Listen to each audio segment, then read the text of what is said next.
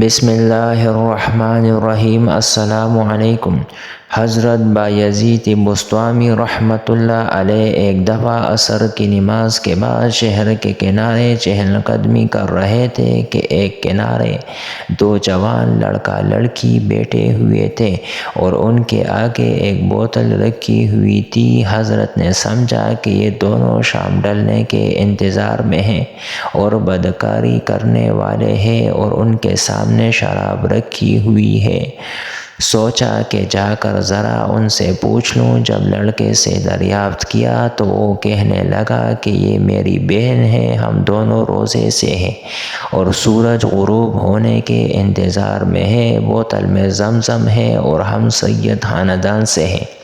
شیخ فرماتے ہیں کہ میری آنکھوں میں آنسو آ گئے اور اپنے آپ کو خوب ملامت کیا، پھر ان کو گھر لے جا کر خوب اکرام کیا۔ کسی سے نفرت کی وجوہات میں سے ایک وجہ بدگمانی بھی ہے، کیونکہ اتنی توفیق نہیں ہوتی کہ پوچھ لے کہ یہ کام آپ نے کیوں کیا ہے یا کیا بھی ہے کہ نہیں، بس بدگمانی کرنا شروع کر دیتے ہیں۔ لہٰذا بدگمانی کرنے سے پہلے اتنی زحمت کر لے کہ ایک دفعہ خود بھی وجہ پوچھ لے تاکہ تسلی ہو اور ہمیشہ کی نفرت سے نجات ملے۔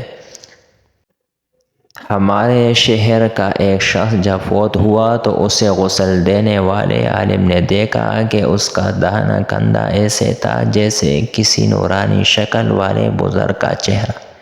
قبر میں اتارتے وقت بھی عالم صاحب نے محسوس کیا کہ اس کے دائیں کندھے میں سے روشنی پھوٹ رہی تھی۔ دفن کے بعد امام صاحب اس مردے کے گھر گئے اور گھر والوں کو ساری کیفیت بتا کر وجہ پوچھی تو ماں نے واقعہ سنایا۔ میرا بیٹا جب کالج سے فارغ ہوا تو جلد ہی اسے ایک اچھی جگہ نوکری مل گئی اور ہمیں اس کی شادی کی فکر ستانے لگی۔ اچھی نوکری ہونے کی بدولت اس کے لیے اچھا رشتہ ملنا کوئی مشکل نہیں تھی۔ ہمارے پڑوس میں ایک دونوں پاؤں سے معذور لڑکی رہتی تھی جو ہمیشہ ہی ویل چیئر پر رہتی تھی اور بغیر سہارے کے کچھ نہ کر سکتی تھی۔ میرے بیٹے نے کہا، امی مجھے اسی لڑکی سے شادی کرنی ہے۔ میں نے اور بہنوں نے بہت سمجھایا لیکن وہ نہ مانا، کیونکہ اس کے بقول خوبصورت لڑکیوں کو رشتے ہر جگہ سے مل جاتے ہیں لیکن اس معذور سے کوئی بھی شادی نہیں کرے گا۔ آخر کار ہمیں اپنے بیٹی کی بات ماننی پڑی اور اس کی شادی اس معذور لڑکی سے کر دی۔ وہ ہر روز اپنا ناشتہ خود بنا کر اور اپنی بیوی کو کھلا کر آفس جاتا اور واپس آ کر بھی خود ہی سب کچھ کرتا۔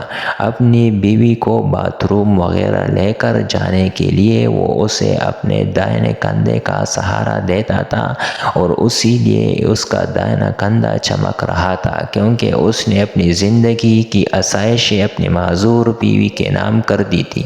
اللہ پاک ہمیں معذوروں کا احترام کرنے اور ان کی ضروریات کو سمجھنے کی توفیق عطا فرمائے، آمین۔